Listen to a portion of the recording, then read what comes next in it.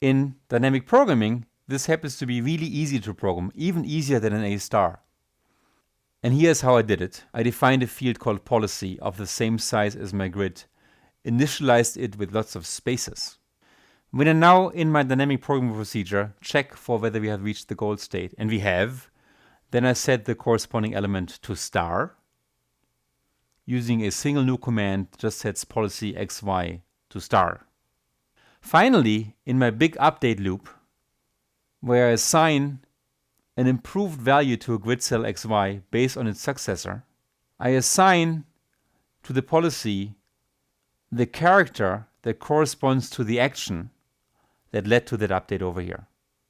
Put differently, as we look for a better value, we look into all possible directions by looping over all actions.